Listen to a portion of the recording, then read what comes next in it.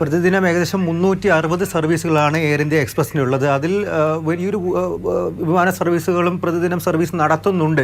ഇന്ന് നിലവിൽ ഇപ്പോൾ 76 സർവീസുകളാണ് റദ്ദാക്കിയിരിക്കുന്നത്.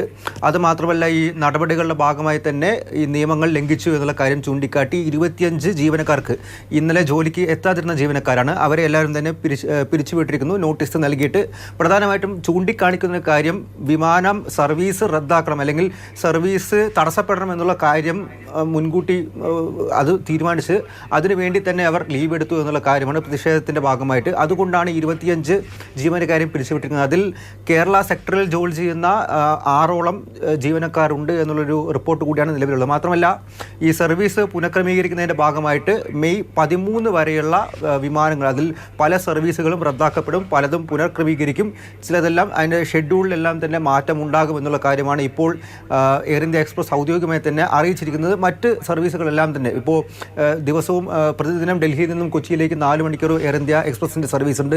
അതെല്ലാം തന്നെ മുടങ്ങാതെ തന്നെ ഇപ്പോൾ പോകുന്നുമുണ്ട്.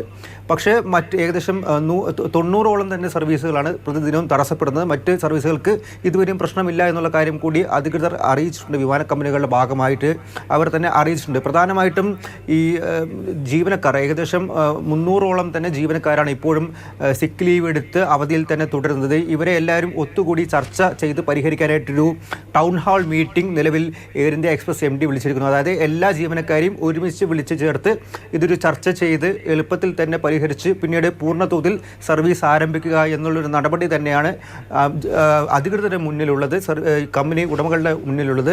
അതുമായി ബന്ധപ്പെട്ടുള്ള ചർച്ചകളെല്ലാം തന്നെ പുരോഗമിക്കുമെന്നുള്ള കാര്യം തന്നെയാണ് അവർ അറിയിച്ചിരിക്കുന്നത്. ഈ ശമ്പള പരിഷ്കരണവും അതുപോലെ തന്നെ ആനുകൂല്യവുമായി ബന്ധപ്പെട്ട് മാനേജ്മെൻറ്റായി ഉണ്ടായ തർക്കങ്ങളാണ് നിലവിൽ ഈ എംപ്ലോയീസിനെ എല്ലാം തന്നെ, ജീവനക്കാരെ എല്ലാം ഇത്തരത്തിലൊരു കടുത്ത പ്രതിഷേധത്തിലേക്ക് നയിച്ചതും അതിന്റെ ഭാഗമായിട്ട് അവർ ഇത്തരത്തിൽ സിക്ക് ലീവ് എടുത്തുകൊണ്ട് പ്രതിഷേധിക്കുകയും ഇത്രത്തോളം തന്നെ വിമാന സർവീസ് പരിഹരിക്കാനുള്ള ശ്രമങ്ങൾ മാനേജ്മെന്റിന്റെ ഭാഗത്തു നിന്ന് ഉണ്ടാകുന്നുണ്ട് എന്നുള്ള വിവരങ്ങൾ വരുമ്പോഴും അങ്ങനെയല്ല, പൈലറ്റുമാരും അതോടൊപ്പം തന്നെ ജൂനിയർ ക്യാബിൻ ക്രൂ സ്റ്റാഫുമാരും കൂടി ഈ പ്രതിഷേധത്തിന്റെ ഭാഗമാകാൻ പോവുകയാണെന്ന വിവരം കൂടി വരുന്നുണ്ട്.